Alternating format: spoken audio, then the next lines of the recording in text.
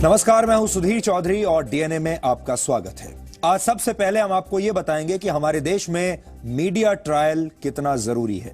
आपने अक्सर लोगों को यह कहते हुए सुना होगा कि मीडिया ट्रायल नहीं होना चाहिए, लेकिन कई बार मीडिया ट्रायल के बड़े फायदे होते हैं। पिछले 2 दिनों में हमने मीडिया ट्रायल की वजह से केंद्रीय मंत्री एमजे अकबर का इस्तीफा देखा और लखनऊ के एक रईसजादे को मीडिया ट्रायल की वजह से ही सरेंडर करना पड़ा। और आज हम एक और व्यक्ति का मीडिया ट्रायल करने वाले हैं। इस व्यक्ति का नाम है फ्रैंको मुलक्कल। ये एक पादरी है जिसे अंग्रेजी में बिशप कहते हैं और इस पर एक नन का रेप करने का आरोप है। कल जब ये जमानत पर रिहा हुआ तो इसका स्वागत इस तरह से किया गया जैसे ये व्यक्ति देश के लिए कोई जंग जीत कर आया हो। आज हमारा यह विश्लेषण देखकर आपको पता चलेगा कि मीडिया ट्रायल भी लोकतंत्र की रक्षा करने का एक बहुत बड़ा साधन बन चुका है और आप भी मीडिया ट्रायल का हिस्सा बन सकते हैं, क्योंकि आपके हाथ में सोशल मीडिया है, आपके हाथ में आपका मोबाइल फोन है और उसमें एक कैमरा लगा हुआ है। अगर आप ये तय कर लें कि आप ऐसे लोगों के खिलाफ आवाज उठाएंगे तो फिर मीडिया भी आपका साथ देगा। आपको ये तो पता होगा कि आपके पास कितनी संपत्ति है, लेकिन क्या आपको अपने देश की या पूरी दुनिया की संपत्ति के बारे में पता है? आपकी संपत्ति बढ़ रही है या नहीं, ये तो शायद आप ही जानते होंगे, लेकिन पूरी दुनिया की संपत्ति बहुत तेज गति से बढ़ रही है और आपका अपना देश भारत भी इसमें पीछे नहीं है। इस वर्ष की ग्लोबल वेल्थ रिपोर्ट आ चुकी है और आज हम इसका गहरा विश्लेषण करेंगे। हम आपको यह भी बताएंगे कि जो भारत 2000 साल पहले सोने की चिड़िया हुआ करता था, उसके पंख किसने काट दिए। इसके अलावा दुनिया के सबसे मशहूर कोहिनूर हीरे को लेकर एक बड़ा खुलासा हुआ है। अब तक अंग्रेज पूरी दुनिया से ये कहते आए हैं कि उन्हें यह हीरा पंजाब के महाराजा दिलीप सिंह ने अंग्रेजी हुकूमत को तोहफे के रूप में दिया था, लेकिन सच यह है कि अंग्रेजों ने यह हीरा भारत से छीन लिया था। भारत सरकार ने यह सच पूरे देश को बताया है, इसलिए आज हम कोहिनूर की कहानी भी आपके लिए डिकोड करेंगे। और आज हमारे पास जलवायु परिवर्तन को लेकर एक नई रिपोर्ट आई है जिसमें यह लिखा है कि भूमध्य सागर के आसपास बनी दुनिया की 49 ऐतिहासिक धरोहरें कुछ साल बाद पानी में डूबने लगेंगी। इस रिपोर्ट के हिसाब से इटली का मशहूर शहर वेनिस और पीसा की झुकी हुई मीनार भी समुद्र में पानी का स्तर बढ़ने से डूब जाएंगी। यह दुनिया को हर साल 1036 लाख करोड़ रुपए का नुकसान पहुंचाने वाली खबर है। इसके बारे में आपको और आपकी अगली पीढ़ी को पता होना चाहिए, क्योंकि इसका सबसे ज्यादा असर आपकी अगली पीढ़ी पर पड़ेगा। आज हम सबसे पहले आपके साथ मीडिया ट्रायल के बारे में बात करना चाहते हैं। पिछले 2 दिनों में हमने मीडिया ट्रायल की वजह से केंद्रीय मंत्री एमजे अकबर का इस्तीफा देखा और लखनऊ के एक रईसजादे को मीडिया ट्रायल की वजह से ही अब सरेंडर करना पड़ा और हो सकता है जेल भी जाना पड़े। इसलिए आज विश्लेषण की शुरुआत हम एक सवाल के साथ करना चाहते हैं और वो सवाल ये है कि हमारे देश में मीडिया ट्रायल कितना जरूरी है। इस शब्द को लेकर आए दिन बहस होती है और कई लोगों की यह राय है कि समाज में किसी भी चीज का मीडिया ट्रायल नहीं होना चाहिए, लेकिन हम इस विचार से सहमत नहीं है। हमारा मानना है कि कई समस्याएं ऐसी होती हैं जिनमें मीडिया ट्रायल का होना बहुत जरूरी है। समाज में मौजूद खलनायकों को इस शब्द से बड़ी परेशानी होती है, बड़ी चिढ़ होती है। उन्हें मीडिया ट्रायल बिल्कुल पसंद नहीं और वो इससे घबराते हैं। इसी घबराहट का नतीजा है कि जो आदमी 3 दिन पहले दिल्ली में प्रधानमंत्री आवास से सिर्फ 8 किलोमीटर दूर एक 5 स्टार होटल के बाहर हाथ में खुलेआम पिस्टल लेकर एक दूसरे लड़के और लड़की को धमकी दे रहा था, उन्हें अभद्र भाषा में यह कह रहा था कि तू कल मिल मुझसे, तुझे बताता हूं मैं लखनऊ से हूं, वही व्यक्ति आज अचानक बड़े संस्कारी अवतार में सबके सामने आ गया और खुद को सत्यवादी राजा हरिश्चंद्र बताने की कोशिश करने लगा। खलनायकों का यह फॉर्मूला है कि ये पहले मनचाहा अपराध करते हैं और जब मीडिया सवाल उठाता है तो कहते हैं कि उनका मीडिया ट्रायल हो रहा है। पिछले 2 दिनों में आपने 2 ऐसी घटनाएं देखी। आपको याद होगा एमजे अकबर के साथ भी यही हुआ। जब वो भारत लौटे तो बड़े कॉन्फिडेंट थे, उन्होंने कहा, संकेत दिया इस्तीफा नहीं दूंगा, लेकिन मीडिया ट्रायल ऐसा हुआ कि इस्तीफा देना ही पड़ा।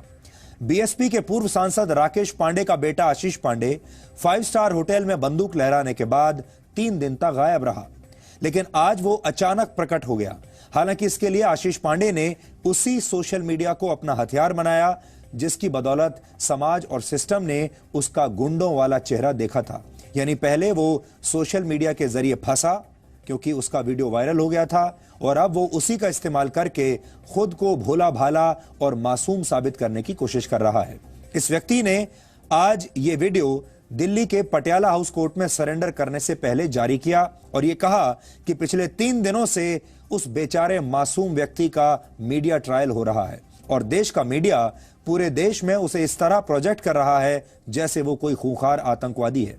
सबसे पहले आप पिस्तौल वाले गुंडे से राजा हरिश्चंद्र बने आशीष पांडे का ये छोटा सा बयान सुनिए और फिर हम इसके द्वारा कही गई एक एक बात को उसी की भाषा में डिकोड करेंगे और उसी के वीडियो से आज हम उसकी पोल खोलेंगे। जब कोई दबंग बड़े से बड़ा अपराधी भी जब पकड़ा जाता है तो उसकी पूरी बॉडी लैंग्वेज कैसे बदल जाती है और वो कैसे कितनी शराफत दिखाने लगता है। अभी आपने इस व्यक्ति के बयान का सिर्फ एक हिस्सा सुना है, लेकिन इसने देश के नाम करीब 2.5 मिनट का एक संदेश जारी किया है और वो संदेश में सिर्फ शराफत ही शराफत है। इस वीडियो में आशीष पांडे ये तो स्वीकार कर रहा है कि 3 दिन पहले सुबह करीब 3:30 बजे वो घटना स्थल पर मौजूद था, यानी उस 5 स्टार होटल में मौजूद था, उसके हाथ में गन भी थी। लेकिन वो ये मानने को तैयार नहीं कि उसने वहां पर मौजूद लड़की या लड़के के साथ कोई अभद्र व्यवहार किया, उन्हें बंदूक दिखाई या उन्हें अपशब्द कहे या कोई धमकी दी। अब आप आज का बयान और उस बयान से संबंधित 15 अक्टूबर की रात की तस्वीरों को देखिए और फिर अंदाजा लगाइए कि क्या दोनों व्यक्ति यही हैं। तो ये सज्जन कह रहे हैं कि उनकी कोई गलती नहीं है और उन्होंने किसी को डराने की कोशिश नहीं की और जो दूसरी लड़की थी उसने इन्हें धक्का दे दिया। अब मान लीजिए अगर इनकी बात सही भी है और उस लड़की ने जरा सा इन्हें धक्का दे भी दिया तो क्या ये अपनी बंदूक निकाल लेंगे? ये आदमी गया, अपनी गाड़ी से बंदूक निकाल कर लाया और उसके बाद बंदूक खुलेआम लहराता हुआ ये उन लोगों की तरफ बढ़ा। और आपने देखा होगा जो वीडियो हम आपको दिखा रहे हैं उसमें बार बार हमने बीप लगाया है। बीप का मतलब यह है कि उस वीडियो में जिस भाषा का प्रयोग ये व्यक्ति कर रहा है वो भाषा इस लायक नहीं है, वो इतनी अभद्र भाषा है कि हम आपको सुना सकें। आप सब लोग अपने परिवारों के साथ बैठकर इस वक्त टीवी देख रहे होंगे। ऐसी भाषा किसी भी जगह पर प्रयोग नहीं की जा सकती जहां पर सभ्य लोग बैठे हों। और ये व्यक्ति ये कह रहा है कि मैंने कुछ नहीं किया, हाथ में बंदूक, इसकी जान को इतना बड़ा खतरा आ गया कि इसे अपनी बंदूक निकालनी पड़ी। और सोचिए अगर इसने गुस्से में वो बंदूक चला दी होती तो क्या होता। आपको जेसिका लाल हत्याकांड तो याद होगा। जेसिका लाल हत्या भी ऐसे ही हुई थी, ऐसे ही बंदूक निकाली गई थी और ऐसे ही एक नेता के बेटे ने उसे अपना निशाना बना लिया था। आज के बयान और 3 दिन पहले के वीडियो में जमीन आसमान का अंतर है। आज ये लड़का ये कह रहा है कि उसने उस रात दूसरे लड़के या लड़की से कोई बदतमीजी नहीं की थी, ना बंदूक लहराई थी, ना ही अभद्र भाषा का इस्तेमाल किया था। लेकिन सच क्या है ये आपने अभी इस वीडियो में देख लिया। आज का झूठ आपने देख लिया और उस रात का सच आपने देख लिया। आपने इस व्यक्ति की आज की भाषा और उस रात की हरकतों पर ध्यान दिया होगा। 3 दिन पहले बंदूक दिखाने वाला आज ये कह रहा है कि मैं सत्यवादी हूं, मैं बड़ा शरीफ नागरिक हूं इस देश का। ये व्यक्ति ये भी आपसे कह रहा है कि किसी पॉलिटिशियन का बेटा होना या भाई होना कोई गुनाह नहीं है इस देश में। और ये भी कह रहा है कि ये टैक्स भरता है और 20 साल से ऐसा करता आ रहा है और उसके खिलाफ आज तक कभी किसी ने एक थप्पड़ मारने की भी रिपोर्ट दर्ज नहीं करवाई है। इतना शरीफ आदमी है और उसके पास जो पिस्टल है उसका लाइसेंस भी उसके पास है। लेकिन हमारा सवाल यह है कि अगर किसी के पास हथियार का लाइसेंस है भी तो क्या उसे खुलेआम गुंडागर्दी करने का लाइसेंस मिल जाएगा? ये लाइसेंस गन के लिए मिला था, गुंडागर्दी करने के लिए नहीं मिला था। अगर कोई व्यक्ति इनकम टैक्स भरता भी है तो क्या उसे रात में 3 बजे बंदूक लहराने की, गाली गलौज करने की छूट मिल जाएगी? हमने 2 दिन पहले भी ये सवाल उठाए थे कि ऐसे लोगों को गन का लाइसेंस मिल कैसे जाता है। हमारा सवाल उस दिन भी यही था कि इस जैसे लोगों की जान को कौन सा खतरा है कि इन्हें अपने साथ बंदूक चाहिए। ये भी कहते हैं कि पॉलिटिशियन का बेटा होना कोई गुनाह नहीं है, लेकिन पॉलिटिशियन का बेटा होकर घमंड में चूर उस पॉलिटिशियन की ताकत का दुरुपयोग करना, लोगों के ऊपर रौब डालना, लोगों को डराना, लोगों को धमकाना, उनको बंदूक दिखाना, गाली गलौज करना और उन्हें यह कहना कि तू कल मुझे मिल, मैं लखनऊ से हूं, ये सब ये बताता है कि इस आदमी के अंदर बहुत घमंड है। और ये सोशल मीडिया का कमाल है कि ऐसे लोगों की जो असलियत है वो देश के सामने आ जाती है। फिलहाल इस केस का अपडेट यह है कि दिल्ली पुलिस ने अदालत से आशीष पांडे के लिए 4 दिन की पुलिस कस्टडी मांगी थी, लेकिन अदालत ने पुलिस को सिर्फ 1 दिन की पुलिस कस्टडी दी है। इस दौरान पुलिस ये जांच करेगी कि उस रात क्या हुआ था। आशीष पांडे उस रात जो पिस्टल दिखा रहा था उसका लाइसेंस उसके पास है भी या नहीं। लेकिन हमारा सवाल अब भी यही है कि आशीष पांडे जैसे लोगों को गन का, बंदूक का लाइसेंस मिल कैसे जाता है और उन्हें जान का खतरा किससे है। दिल्ली पुलिस ने आशीष पांडे के खिलाफ आर्म्स एक्ट की धारा 25, 27 और 59 के तहत केस दर्ज किया है और इस एक्ट में अधिकतम 3 साल की सजा का प्रावधान है। 3 साल तो मैक्सिमम है। अगर यह साबित हो जाए, और साबित होने में भी कई वर्ष लग जाएंगे क्योंकि हमारे देश की कानून व्यवस्था ऐसी है। यह एक्ट अंग्रेजों के जमाने से चला आ रहा है, जिसमें आखिरी बार वर्ष 1959 में बदलाव किए गए थे। 1959 में बदलाव किए गए थे, यानी 59 साल पहले। लेकिन इन 59 सालों में बहुत कुछ बदल चुका है। 59 साल पहले हमारे देश में ना तो सोशल मीडिया था और ना ही देश का मीडिया इतना मजबूत हुआ था।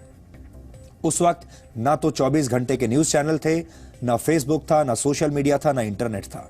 लेकिन आज हालात बदल चुके हैं। आज व्हाट्सएप भी आ चुका है और लोग लगातार अपनी फीड्स के जरिए देश भर में, पूरी दुनिया में बताते रहते हैं कि उनके आसपास क्या हो रहा है। और हमें लगता है कि बदलते वक्त के साथ साथ कानूनों में भी सुधार किए जाने की जरूरत है। हम ऐसा इसलिए कह रहे हैं क्योंकि इस बात की पूरी आशंका है कि कानून के लूप होल्स का फायदा उठाकर यह व्यक्ति आजाद हो जाएगा। ये ज्यादा दिन जेल में नहीं रहेगा, इसे जमानत मिल ही जाएगी क्योंकि आर्म्स एक्ट ऐसी कोई बड़ी बात नहीं है, जमानत ले लेगा। और एक बार फिर जमानत पर आने के बाद ये अपनी पिस्टल के साथ खुलेआम घूमेगा और फिर से ऐसी ही हरकतें करेगा। और इसमें उसकी मदद करेंगे उसके बड़े बड़े वकील। आशीष पांडे के वकील अब अदालत में यह साबित कर देंगे कि आशीष पांडे 5 स्टार होटल में गुंडागर्दी नहीं बल्कि सत्संग कर रहा था। वो तो समाज सेवा करने गया था और उससे समाज को कोई खतरा नहीं है। वो तो समाज का रक्षक है और उसे बंदूक इसलिए दी जानी चाहिए ताकि उस बंदूक से वो समाज की रक्षा कर सके, महिलाओं की रक्षा कर सके और फिर उसे बहुत आसानी से जमानत मिल जाएगी। जो कुछ भी आशीष पांडे ने किया, हो सकता है उसे कानूनी रूप से छोटे अपराधों में गिना जाए। इसीलिए हम कह रहे हैं कि जो कुछ भी उसने किया है उसमें उसे आज नहीं तो कल जमानत तो मिल ही जाएगी। जीवन भर उसे कोई जेल में रख नहीं सकता। लेकिन नैतिक रूप से यह बहुत बड़ा अपराधी है और समाज के लिए एक बहुत बड़ा खतरा है। आज आपको वर्ष 2013 में आई हिंदी फिल्म जॉली एलएलबी का एक सीन देखना चाहिए। इससे आपको यह पता चलेगा कि कोर्ट कचहरी में कानून से खेलने वाले लोग सच को झूठ और झूठ को सच में कितनी आसानी से बदल देते हैं। इस सीन में जो कुछ भी दिखाया गया है वो आशीष पांडे के केस में भी सच साबित हो सकता है। होगा या नहीं है तो हम नहीं कह सकते, लेकिन हो सकता है। और उसे निर्दोष साबित करने के लिए उसके वकील साम दाम दंड भेद हर प्रकार की रणनीति का इस्तेमाल करेंगे। वो खुद क्या कहता है ये तो आपने देख लिया। खुद को पाक साफ बताता है, कहता है वो बिल्कुल बेकसूर है, कहता है कि किसी पावरफुल पॉलिटिशियन का बेटा होना कोई अपराध नहीं है, कहता है कि बंदूक रखना कोई अपराध नहीं है, कहता है बंदूक लहराना कोई अपराध नहीं है और 3 बजे सुबह के किसी 5 स्टार होटल में दंगा करना कोई अपराध नहीं है। सरेंडर करने से पहले मीडिया और सोशल मीडिया में अपना वीडियो जारी करना और लोगों की सहानुभूति बटोरना उसी दिशा में उठाया गया एक कदम है। लेकिन जैसा कि हमने विश्लेषण की शुरुआत में कहा, ऐसे लोगों को एक्सपोज करने के लिए मीडिया और सोशल मीडिया सबसे बड़ी अदालत की भूमिका अदा कर सकती है। इन दोनों में कितनी शक्ति है इसका एक उदाहरण आपको कल ही देखने को मिल गया था। अब आप याद कीजिए, जब केंद्रीय मंत्री एमजे अकबर को यौन उत्पीड़न के मामले में अपने पद से इस्तीफा देना पड़ा, यह कल की बात है और वो भी कोर्ट केस शुरू होने से पहले। एमजे अकबर पर कोई मामला दर्ज नहीं हुआ था, कोई एफआईआर नहीं हुई थी, अदालत में उनके खिलाफ कोई मामला दर्ज नहीं हुआ था, ना ही अदालत ने उन्हें दोषी का करार दिया था। देश की किसी भी अदालत ने। सब कुछ सिर्फ सोशल मीडिया पर चल रहा था और मेन स्ट्रीम मीडिया पर चल रहा था। एमजे अकबर के बारे में आपने जो भी सुना, सब कुछ मीडिया ट्रायल के जरिए सुना। महिलाएं इतनी सारी आईं, उन्होंने सिर्फ सोशल मीडिया पर अपनी बातें लिखी। सारी शिकायतें सोशल मीडिया पर की गईं और भारत सरकार के एक मंत्री को इतना दबाव सहना पड़ा कि आखिरकार उसने इस्तीफा दे दिया। यह ताकत है मीडिया की, सोशल मीडिया की। और अगर यह मीडिया ट्रायल ना होता तो एमजे अकबर आज भी अपनी मंत्री की कुर्सी पर बैठे होते। यह ताकत है। फर्क सिर्फ इतना है कि मीडिया को और सोशल मीडिया को सही दिशा में कदम उठाना है, सही लोगों का मीडिया ट्रायल करना है।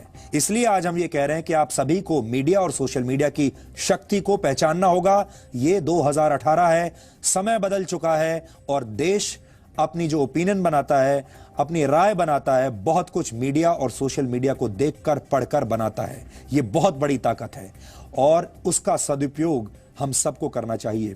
जिस दिन आपने इसकी ताकत को पहचान लिया, उस दिन कोई भी सड़क छाप गुंडा बीच सड़क पर बंदूक लहराने से पहले 1000 बार सोचेगा। कोई भी मंत्री कोई भी गलत काम करने से पहले 1000 बार सोचेगा। कोई भी रईस और शक्तिशाली इंसान किसी को यह धमकी नहीं देगा कि तू मुझे बाहर मिल, मैं लखनऊ का हूं। मैं ऐसे लोगों का सामाजिक तिरस्कार होना चाहिए और उसका सबसे कारगर तरीका आज हमने आपको बता दिया है। मीडिया ट्रायल हमेशा बुरे नहीं होते। यह बात सच है कि मीडिया ट्रायल भी कभी कभी अपने निशाने से चूक जाते हैं, भटक जाते हैं, लेकिन मीडिया ट्रायल जब सही दिशा में किया जाता है, सही इंटेंशंस के साथ किया जाता है, तो उसके नतीजे शानदार आते हैं। अगर मीडिया ट्रायल की शक्ति का सदुपयोग किया जाए तो देश में बहुत सारे सुधार किए जा सकते हैं और आप भी इसमें भागीदार बन सकते हैं।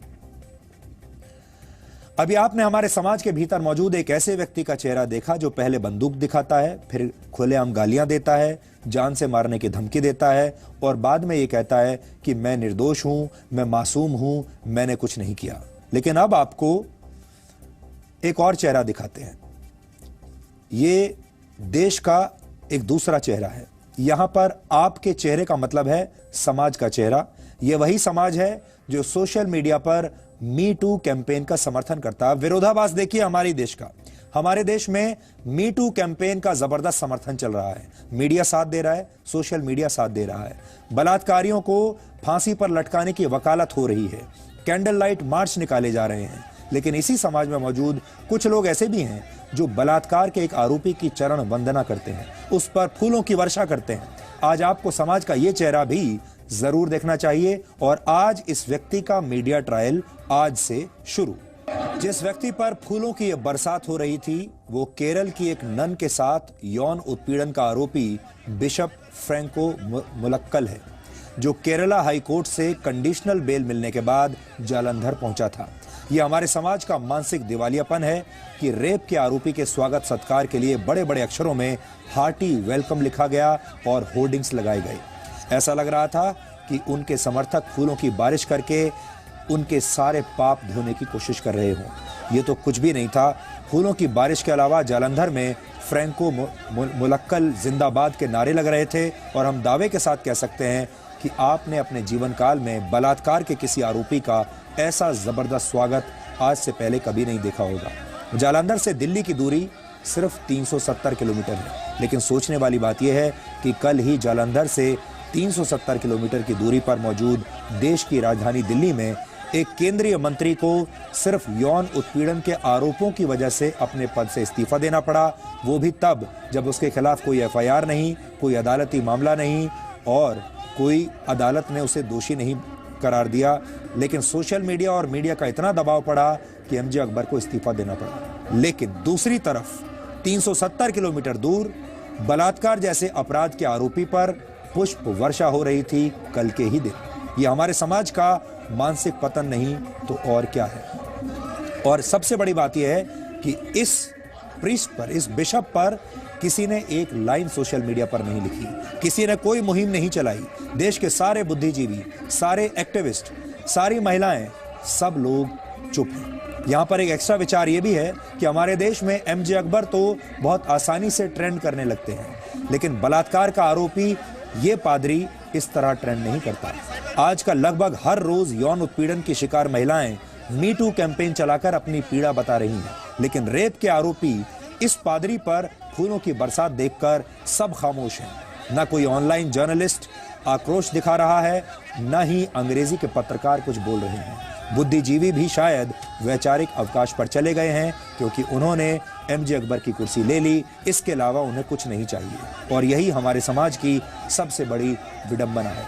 यहाँ पर विरोध प्रदर्शन भी अपने हितों के मुताबिक किए जाते हैं विरोध प्रदर्शन इस बात को देखकर किया जाता है कि व्यक्ति जो फंसा हुआ है वो कौन है, उसका धर्म क्या है, उसकी स्थिति क्या है, वो किस विचारधारा का है, किस जगह का है। आपको याद होगा जब जम्मू में कठुआ में एक बच्ची का गैंगरेप हुआ था, तब सोशल मीडिया में बुद्धिजीवियों ने मिलकर यह प्रोपेगेंडा चलाया था कि उन्हें हिंदू होने पर शर्म आती है। उस वक्त हिंदू धर्म को बदनाम करने के लिए एक बड़ा अभियान चलाया गया था। लोगों ने कहा था कि मंदिर में ऐसा कैसे हो सकता है। लेकिन अब पादरी पर लगे रेप के आरोपों के बाद ये सभी लोग सोशल मीडिया से गायब हो चुके हैं। इससे भी यह साबित होता है कि बुद्धिजीवी रेप के आरोपी का धर्म देखने के बाद ही अपना एजेंडा तय करते हैं। ये दोहरे मापदंड देश के लिए और समाज के लिए बहुत खतरनाक हैं। इसलिए आज हमने इन तीनों जो घटनाएं घटी हैं पिछले 48-50 घंटों में, ये आपके सामने हमने रखी हैं। पहली चीज थी एमजे अकबर का इस्तीफा, जो सिर्फ मीडिया ट्रायल की वजह से हुआ। दूसरी बात थी लखनऊ के एक उत्तर प्रदेश के एक नेता का ये बेटा जो जान से मारने की धमकी दे रहा था और पिस्तौल लहरा रहा था, उसे सोशल मीडिया और मीडिया ट्रायल की वजह से सरेंडर करना पड़ा। और उसकी हालत क्या है इस समय वो आप देख सकते हैं इस वीडियो में। उसके तेवर बिल्कुल बदले हुए हैं। आज बिल्कुल एकदम शराफत का पुतला ये व्यक्ति नजर आ रहा है। और तीसरी बात थी इस पादरी के बारे में। जमानत पर यह पादरी छूटा है, लेकिन स्वागत ऐसा हो रहा है जैसे देश के लिए कोई बहुत बड़ी जंग जीत कर आया हो। और हमारे देश के जितने एक्टिविस्ट हैं, जितने पत्रकार हैं जो मीटू कैंपेन चला रहे हैं, इसे लेकर सब के सब चुप हैं। अब आज की अगली बड़ी खबर आपको बताते हैं। आपको यह तो पता होगा कि आपके पास कितनी संपत्ति है, आपके घर में कितना पैसा है, लेकिन क्या आपको अपने देश की या पूरी दुनिया की संपत्ति के बारे में पता है? आपकी संपत्ति बढ़ रही है या नहीं, ये तो आप ही जान सकते हैं। लेकिन पूरी दुनिया की संपत्ति बहुत तेज गति से बढ़ रही है और आपका अपना देश भारत भी इसमें पीछे नहीं है। इस वर्ष की ग्लोबल वेल्थ रिपोर्ट आ चुकी है और आज हम इसका गहरा विश्लेषण करेंगे। हम आपको यह भी बताएंगे कि जो भारत 2000 साल पहले सोने की चिड़िया हुआ करता था, उसके पंख किसने काट दिए। इस रिपोर्ट के मुताबिक 2018 में भारत की कुल संपत्ति 441 लाख करोड़ रुपए है। यानी अगर औसत निकाला जाए तो भारत में हर वयस्क व्यक्ति के हिस्से में करीब 5,16,000 रुपए की संपत्ति है। हालांकि इसका दूसरा पहलू यह भी है कि देश की 91% वयस्क जनसंख्या के पास 10,000 अमेरिकी डॉलर्स यानी करीब 7,35,000 रुपए से भी कम की संपत्ति है, जबकि भारत के 4 करोड़ 80 लाख लोगों के पास 1 लाख डॉलर्स यानी 73,58,000 रुपए की संपत्ति है। भारत के 4,04,000 लोग ऐसे हैं जो दुनिया के 1% सबसे अमीर लोगों में शामिल है। इस रिपोर्ट के मुताबिक भारत के 3,400 लोगों के पास 368 करोड़ रुपए से ज्यादा और करीब 1,500 लोगों के पास 736 करोड़ रुपए से भी ज्यादा की संपत्ति है। हालांकि इस रिपोर्ट से यह भी पता चलता है कि भारत के लोगों की संपत्ति उस रफ्तार से नहीं बढ़ी जिस रफ्तार से बढ़नी चाहिए थी। वर्ष 2000 से लेकर 2007 तक 7 साल में भारत में एक वयस्क व्यक्ति की संपत्ति 1,34,000 रुपए से बढ़कर 3,69,000 रुपए हो गई थी। लेकिन 2008 में जो मंदी आई, उस आर्थिक मंदी की वजह से इसमें 26% की कमी आ गई और फिर 2008 से 2018 तक 10 साल में यह संपत्ति सिर्फ 7% की दर से बढ़कर 5,16,000 रुपए हो गई।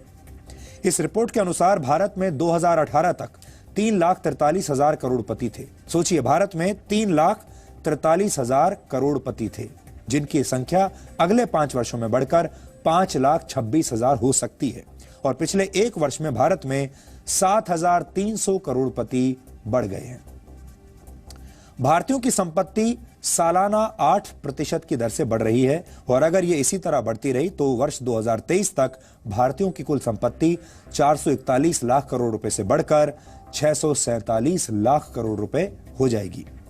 नागरिकों की संपत्ति के हिसाब से स्विट्जरलैंड दुनिया का सबसे अमीर देश है। वहां एक व्यक्ति की संपत्ति 3 करोड़ 90 लाख रुपए से ज्यादा है। इसके बाद ऑस्ट्रेलिया का नंबर है, जहां एक व्यक्ति की संपत्ति 3 करोड़ 2 लाख रुपए से ज्यादा है। और तीसरे नंबर पर अमेरिका है, जहां एक व्यक्ति की संपत्ति 2 करोड़ 97 लाख रुपए है। भारत इस सूची में बहुत नीचे है। हालांकि कुल संपत्ति के हिसाब से पूरी दुनिया में अमेरिका सबसे ऊपर है। अमेरिका की कुल संपत्ति 7,210 लाख करोड़ रुपए की है। दूसरे नंबर पर चीन है, जिसकी कुल संपत्ति 3,826 लाख करोड़ रुपए है। अब आपको यह बताते हैं कि पूरी दुनिया की कुल संपत्ति कितनी है। पूरी दुनिया में 23,325 लाख करोड़ रुपए की संपत्ति है। इस रिपोर्ट के मुताबिक पूरी दुनिया में जिस रफ्तार से जनसंख्या बढ़ रही है, उससे भी ज्यादा तेज गति से दुनिया की संपत्ति बढ़ रही है और अगले 5 वर्षों में दुनिया की कुल संपत्ति 26% बढ़कर 29,358 लाख करोड़ रुपए हो जाएगी। 2017 से 2018 के बीच एक साल में दुनिया की संपत्ति में करीब 1,000 लाख करोड़ रुपए का इजाफा हुआ है। दुनिया में करोड़पतियों की संख्या भी बढ़ रही है। पूरी दुनिया में इस वक्त 4 करोड़ 20 लाख करोड़पति हैं। अमेरिका में सबसे ज्यादा 1 करोड़ 73 लाख 50 हजार लोग करोड़पति हैं, जो पूरी दुनिया के करोड़पतियों का 41% है। यानी दुनिया के सबसे अमीर लोग अमेरिका में रहते हैं। इसके बाद चीन का नंबर आता है, जहां दुनिया के 8% करोड़पति रहते हैं। यूनाइटेड किंगडम में 6%, जर्मनी और फ्रांस में 5%, कनाडा, इटली और ऑस्ट्रेलिया में 3% करोड़पति रहते हैं। भारत में दुनिया के कुल करोड़पतियों में से सिर्फ 1% करोड़पति रहते हैं। लेकिन इस रिपोर्ट का एक विरोधाभास भी है और वो विरोधाभास पूरी दुनिया के लिए ठीक नहीं है। दुनिया के 1% सबसे ज्यादा अमीर लोगों के पास दुनिया की 47% संपत्ति है। 85% संपत्ति सिर्फ 10% वयस्क लोगों के पास है, जबकि दुनिया के 50% लोग दुनिया की सिर्फ 1% संपत्ति पर गुजारा कर रहे हैं। यह तो दुनिया की बात हुई, लेकिन भारत में भी हालात अच्छे नहीं है। दुनिया भर में आर्थिक सर्वे करने वाली संस्था ऑक्सफैम ने इसी वर्ष जनवरी में एक रिपोर्ट जारी की थी और यह रिपोर्ट ऐसी है जिस पर आप विश्वास कर सकते हैं, जिसके मुताबिक भारत में पिछले साल जितनी संपत्ति अर्जित की गई, उसका 73% हिस्सा सिर्फ 1% अमीरों ने कमाया था, जबकि 67 करोड़ भारतीय लोगों की संपत्ति में सिर्फ 1% का इजाफा हुआ।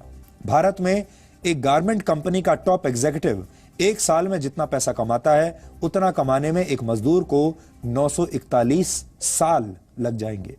कुल मिलाकर पूरी दुनिया में दौलत का साम्राज्य अपनी जड़ें बहुत गहराई तक जमा चुका है। असमानता के इस संकट को दूर करने के लिए एक ऐसी अर्थव्यवस्था का निर्माण करना होगा जो अमीरों और शक्तिशाली लोगों के लिए नहीं, बल्कि आम लोगों के लिए काम करे। भले ही आज भारतीयों के पास दुनिया के मुकाबले कम संपत्ति हो, लेकिन एक दौर ऐसा भी था जब भारत को सोने की चिड़िया कहा जाता था। आपने सुना जरूर होगा इसके बारे में, लेकिन जानकारी नहीं होगी।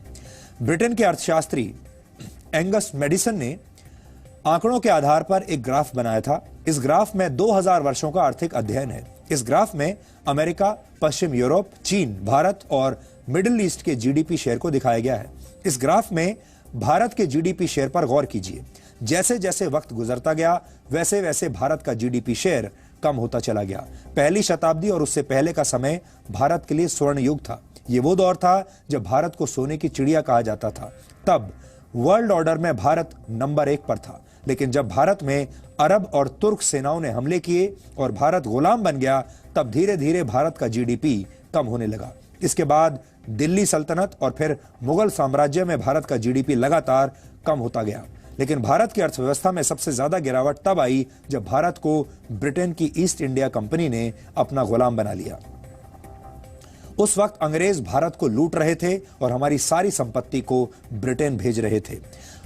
आप अगर नजर डालेंगे तो आपको समझ में आएगा, वर्ष 1820 से वर्ष 1913 के बीच पश्चिमी यूरोप के देशों का जीडीपी शेयर 30% से भी ज्यादा हो गया था। ये वो दौर था जब पश्चिम यूरोप के देशों में औद्योगिक क्रांति आई थी और इन देशों ने पूरी दुनिया में अपने उपनिवेश कायम करके दूसरे देशों का शोषण करना शुरू कर दिया था।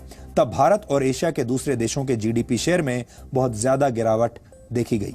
यानी पिछले 1000 वर्षों से विदेशी हमलावर भारत को लूटते चले गए और सोने की चिड़िया कहे जाने वाले भारत के पंख कट गए। वैसे भारत की संपत्ति का एक पहलू यह भी है कि भारत की गूढ़ संपत्ति यानी छुपी हुई संपत्ति बहुत ज्यादा है। एक अनुमान के मुताबिक हमारे देश के मंदिरों के पास करीब 2 लाख करोड़ रुपए की संपत्ति है। आपको जानकर हैरानी होगी कि देश के मंदिरों में करीब 50 लाख किलो सोना है। यह देश के घोषित सोने के भंडार से 10 गुना ज्यादा है। आज की तारीख में इस सोने की कीमत 1,65,000 करोड़ रुपए से भी ज्यादा है। नेशनल सैंपल सर्वे ऑफिस की एक रिपोर्ट के मुताबिक भारत में हिंदू, मुस्लिम, सिख और ईसाई समुदाय के लोग अपने धार्मिक स्थलों को हर वर्ष करीब 20,000 करोड़ रुपए का दान देते हैं। ये वो पैसा है जो आम इंसान की जेब से निकलकर धार्मिक स्थलों को बहुत धनवान बना रहा है। और फिर भी हम ये बात सुनते रहते हैं कि भारत एक गरीब देश है। हालांकि भारत में ज्यादातर लोग पैसे को हाथ का मैल भी कहते हैं, आपने भी सुना होगा, और इस हाथ के मैल को समय समय पर अध्यात्म के जल से धोते रहते हैं। भारत का इतिहास ऐसे बहुत सारे उदाहरणों से भरा पड़ा है जब धनवान लोग सब कुछ छोड़कर सत्य की खोज में चले जाते थे। 2500 वर्ष पहले शाक्य वंश के उत्तराधिकारी सिद्धार्थ ने जीवन का अर्थ समझने के लिए अपना सब कुछ छोड़ दिया था और बाद में वो भगवान बुद्ध कहलाए। आज दुनिया में करोड़ों लोग बौद्ध धर्म के अनुयायी हैं और भारत बौद्ध महात्मा बुद्ध की भूमि है।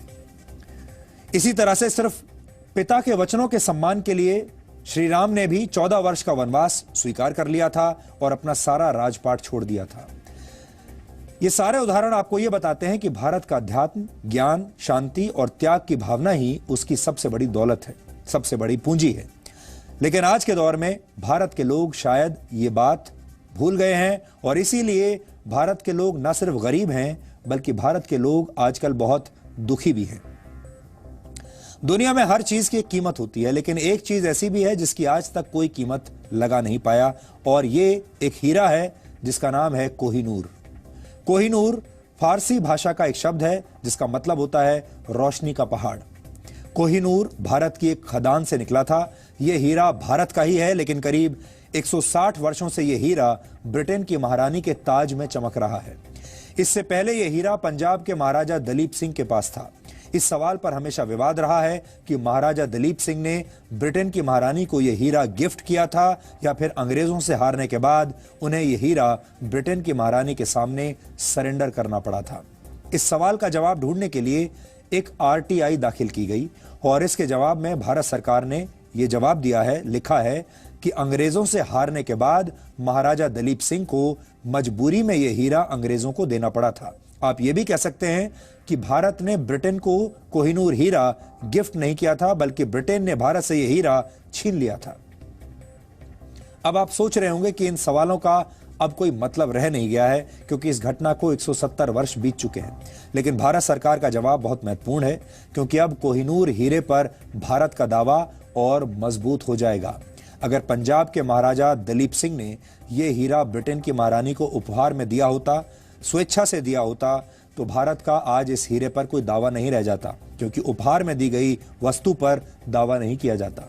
लेकिन अब भारत ब्रिटेन के सामने कोहिनूर हीरे पर और मजबूती से दावा कर सकता है। भारत के अलावा पाकिस्तान, ईरान और अफगानिस्तान भी कोहिनूर पर अपना दावा कर चुके हैं। लेकिन कोहिनूर सिर्फ भारत का है क्योंकि यह भारत के राज्य आंध्र प्रदेश में मौजूद कुल्लूर की खान से निकला था। भारतीय पुरातत्व विभाग ने यह जवाब लुधियाना के रोहित सबरवाल की RTI पर दिया है। रोहित सबरवाल ने कोहिनूर हीरे को लंदन के एक संग्रहालय में देखा था। संग्रहालय में इस हीरे के बारे में सूचना दी गई है कि यह हीरा उपहार में दिया गया था। भारत लौटने पर रोहित सबरवाल ने प्रधानमंत्री कार्यालय में RTI दायर करके इस बारे में सवाल पूछा। इसके जवाब में भारत सरकार की तरफ से यह लिखा गया कि नेशनल आर्काइव्स ऑफ इंडिया के दस्तावेजों के मुताबिक वर्ष 1849 में British governor general Lord Dalhousie और महाराजा दलीप सिंह के बीच लाहौर का समझौता हुआ था जिसमें कोहिनूर हीरा ब्रिटेन की महारानी को सरेंडर किया गया था। कोहिनूर को जीतने के बाद British governor general Lord Dalhousie ने कहा था, कोहिनूर सदियों से भारत पर विजय का ऐतिहासिक प्रतीक रहा है और अब यह हीरा अपनी सही जगह पर पहुंच चुका है। अगर हम भारत के इतिहास को देखें तो लॉर्ड डलहौजी ने कोहिनूर हीरे पर एकदम सही टिप्पणी की थी। अगर भारत के इतिहास को देखें तो यह बात सही है कि जिसके पास कोहिनूर था वही भारत में सबसे शक्तिशाली था। कोहिनूर हीरे का नाम तो सभी ने सुना होगा, लेकिन शायद आपने कोहिनूर हीरा कभी देखा नहीं होगा। कोहिनूर हीरा ब्रिटेन की महारानी के ताज में लगा हुआ है। इस ताज में सैकड़ों हीरे जवाहरात लगाए गए हैं, इसलिए कोहिनूर हीरे को पहचान पाना भी बहुत मुश्किल होता है। लेकिन हम इस वक्त आपको कोहिनूर हीरे की तस्वीर दिखा रहे हैं। यह हीरा पारदर्शी है, मतलब इसका कोई भी रंग नहीं है। आज तक कोई भी इस हीरे की कीमत तय नहीं कर पाया। कोई नहीं जानता कि इसकी कीमत क्या है। इस हीरे की एक ही कीमत है और वो है हिम्मत और ताकत। कोहिनूर हीरे को आज तक जिसने भी हासिल किया है, युद्ध लड़कर ही हासिल किया है। कोहिनूर हीरा जब लाहौर से लंदन गया तो उसका वजन 191 कैरेट था, लेकिन ब्रिटेन की महारानी के ताज में लगने से पहले इसे तराशा गया था, जिसके बाद इसका वजन घटकर 105.6 कैरेट रह गया है। भारत ने आजादी के बाद वर्ष 1947 में पहली बार ब्रिटेन से कोहिनूर हीरे की मांग की थी। इस हीरे को वापस मांगा था और तब से भारत 4 बार इस हीरे को भारत में लाने की कोशिश कर चुका है, लेकिन ब्रिटेन अपने पुराने रुख पर आज भी कायम है। भारत अंग्रेजों से आजाद हो गया, लेकिन कोहिनूर आज भी अंग्रेजों का गुलाम है। इस हीरे की पूरी कहानी आज आप सबको, भारत के हर नागरिक को पता होनी चाहिए। इसके पास भारत का कोहिनूर हीरा, उसी के पास हिंदुस्तान। ये बात उन लोगों ने कही जिन्होंने कोहिनूर हीरे पर कब्जा करने के लिए खून की नदियां बहा दी। वर्ष 1526 में पानीपत की लड़ाई के बाद कोहिनूर हीरा जब मुगल बादशाह बाबर के कब्जे में आया और उसके बेटे हुमायूं ने कोहिनूर की कीमत पूछी तो बाबर ने यह जवाब दिया था कि जिसके पास ताकत है उसी के पास कोहिनूर है। कोहिनूर की कीमत है ताकत।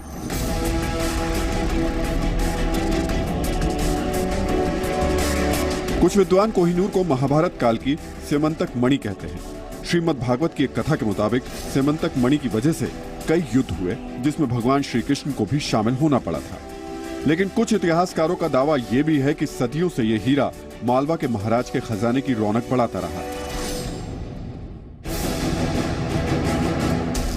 आज के मध्य प्रदेश के कुछ हिस्सों को पहले मालवा कहा जाता था। कहा जाता है कि वर्ष 1304 में दिल्ली के सुल्तान अलाउद्दीन खिलजी ने कोहिनूर हीरा मालवा के राजा से छीन लिया था। इसके बाद सैकड़ों वर्षों तक कोहिनूर हीरा दिल्ली के खजाने में खिलजी वंश, तुगलक वंश और लोधी वंश के सुल्तानों के पास रहा। लेकिन वर्ष 1526 में जब मुगल हमलावर बाबर ने पानीपत की लड़ाई जीत ली तो यह हीरा मुगलों की शान बन गया।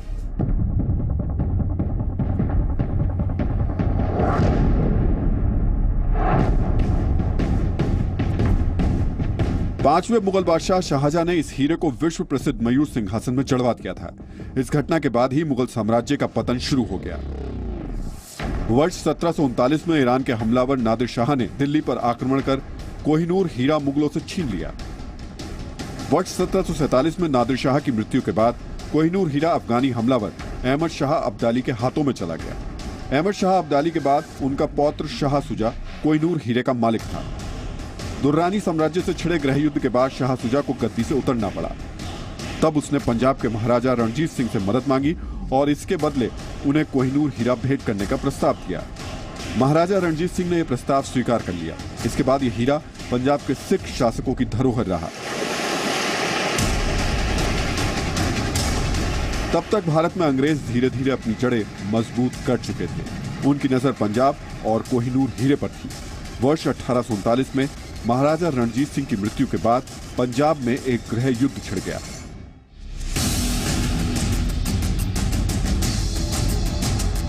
आखिरी बार यह हीरा 10 वर्ष के शासक महाराजा दलीप सिंह के खजाने में था। अंग्रेजों और सिखों के बीच एक भयंकर लड़ाई हुई। आखिरकार 12 मार्च 1849 को सिखों ने आत्मसमर्पण किया, जिसके बाद यह हीरा British governor general Lord Dalhousie के पास पहुंच गया। अंग्रेजों ने बेशकीमती हीरा ब्रिटेन भेज दिया। इस हीरे की चमक बढ़ाने के लिए इसे तराशा गया। इसके बाद कोहिनूर हीरा ब्रिटेन की महारानी के ताज में लगा दिया गया। कोहिनूर हीरे को एक शापित हीरा भी कहा जाता है, क्योंकि यह हीरा जिसके पास भी रहा उसका सर्वनाश हो गया। ऐसा कहा जाता है कि सबसे पहले कोहिनूर हीरे का शाप ईरानी हमलावर नादिर शाह को लगा। कोहिनूर हीरा हासिल करने के कुछ वर्षों बाद नादिर शाह ने मानसिक संतुलन खो दिया और उसकी मृत्यु हो गई। कुछ लोग ये भी दावा करते हैं कि ब्रिटेन की महारानी के ताज में लगने के बाद कोहिनूर हीरा ब्रिटेन के साम्राज्य के लिए एक शाप बन गया और वर्ष 1950 तक पूरी दुनिया से ब्रिटिश साम्राज्य लगभग खत्म हो गया। सिर्फ कोहिनूर हीरा ही नहीं, भारत की और भी मशहूर धरोहर आज ब्रिटेन के संग्रहालयों में गुलाम है। भारत की तमाम कोशिशों के बाद भी ब्रिटेन कोहिनूर हीरा भारत को देने के लिए राजी नहीं हुआ है। ब्यूरो रिपोर्ट, जी मीडिया। और अब हम दुनिया की उन 49 ऐतिहासिक धरोहरों की बात करेंगे जिनकी तबाही की डेट जारी कर दी गई है। आज हमारे पास जलवायु परिवर्तन को लेकर एक नई रिपोर्ट है जिसमें यह लिखा है कि भूमध्य सागर के आसपास बनी दुनिया की 49 ऐतिहासिक धरोहरें कुछ साल बाद पानी में डूबने लगेंगी। इस रिपोर्ट के हिसाब से इटली का मशहूर शहर वेनिस और पीसा की झुकी हुई मीनार भी समुद्र में पानी का स्तर बढ़ने से डूब जाएगी। ये दुनिया को हर साल 1036 लाख करोड़ रुपए का नुकसान पहुंचाने वाली खबर है। इस रिपोर्ट में जिन 49 जगहों का जिक्र है उन्हें यूनेस्को द्वारा वर्ल्ड हेरिटेज साइट घोषित किया जा चुका है और इनमें भी सबसे बड़ी तबाही होगी इटली के सबसे खूबसूरत शहर वेनिस में। यह शहर वैसे तो पानी पर तैरता हुआ शहर है, लेकिन अब यह धीरे धीरे पानी में ही डूब जाएगा। अगर वहां पर जलवायु परिवर्तन को लेकर जल्द ही कुछ कड़े कदम नहीं उठाए गए तो इस शहर का 97% हिस्सा बर्बाद हो जाएगा और यह शहर करीब 2.5 मीटर तक पानी के भीतर चला जाएगा। इसके अलावा मिडिवल सिटी ऑफ रोड्स भी समुद्र की गहराई में डूब सकता है। यह स्टडी नेचर कम्युनिकेशंस नामक जर्नल में छापी गई है। ठीक इसी तरह रोम के ऐतिहासिक शहर एक्विलिया में भी समुद्र का जल स्तर 2.2 मीटर तक बढ़ जाएगा, जिससे इस शहर का एक बड़ा हिस्सा जलमग्न हो जाएगा। इस लिस्ट में और भी कई नाम हैं, जैसे स्पेन का जिब्राल्टर, ग्रीस का द्वीप डेलोस और इजराइल का टेल अवीव शहर। ये जगहें भी भविष्य में डूब सकती हैं। अब एक दिलचस्प बात सुनिए। वर्ष 2000 में वर्ल्ड हेरिटेज साइट्स समुद्र से औसतन 1 किलोमीटर की दूरी पर हुआ करते थे, लेकिन अगले 82 वर्षों में यह दूरी 1 किलोमीटर से घटकर सिर्फ 100 मीटर रह जाएगी। वर्ष 2100 तक इन इलाकों में बाढ़ का खतरा आज के मुकाबले 50 गुना बढ़ जाएगा। जलवायु परिवर्तन की वजह से इन इलाकों में मौसम का भयानक रूप देखने को मिलेगा और बारिश, तूफान और तेज हवाओं के चलने की आशंका करीब 3 गुना बढ़ जाएगी। इससे इन हेरिटेज साइट्स को बहुत नुकसान पहुंचेगा। सबसे बड़ी बात यह है कि नुकसान सिर्फ ऐतिहासिक धरोहरों को नहीं होगा, बल्कि समुद्र का बढ़ता जलस्तर दुनिया की जेब पर भी हमला करेगा। ऐसा अनुमान है कि समुद्र के बढ़ते स्तर की वजह से वर्ष 2100 तक पूरी दुनिया को हर साल 1036 लाख करोड़ रुपए का नुकसान होगा। यह सिर्फ एक रिसर्च स्टडी नहीं है, बल्कि भविष्य का अलार्म है। और अगर समय रहते दुनिया के ताकतवर देश नहीं जागे तो सब सोते रह जाएंगे और पानी सिर से ऊपर निकल जाएगा। जाहिर सी बात है, तापमान बढ़ेगा तो ग्लेशियर्स पिघलेंगे। अगर ग्लेशियर्स पिघलेंगे तो समुद्र में पानी बढ़ेगा। अगर समुद्र में पानी बढ़ेगा तो उसका जलस्तर भी बढ़ेगा और इससे धरती के तटीय हिस्से डूबते चले जाएंगे। कई द्वीपों के तो अस्तित्व पर ही संकट आ जाएगा, यानी वो पूरी तरह समुद्र में डूब जाएंगे। ऐसे में उन द्वीपों पर रहने वाले इंसानों का आखिर क्या होगा, इसकी चिंता भी इंसान को ही करनी होगी। लेकिन सच तो यह है कि इंसान प्रकृति के साथ खिलवाड़ कर रहा है और दुनिया के सुपर पावर्स तमाशा देख रहे हैं। और अब आज के इतिहास से जुड़ा एक सवाल आपके लिए। आज आपको यह बताना है कि इलेक्ट्रिक लाइट बल्ब का आविष्कार किसने किया था। आप इस पर रिसर्च कीजिए और ब्रेक के बाद हम आपको इस सवाल का सही जवाब बताएंगे।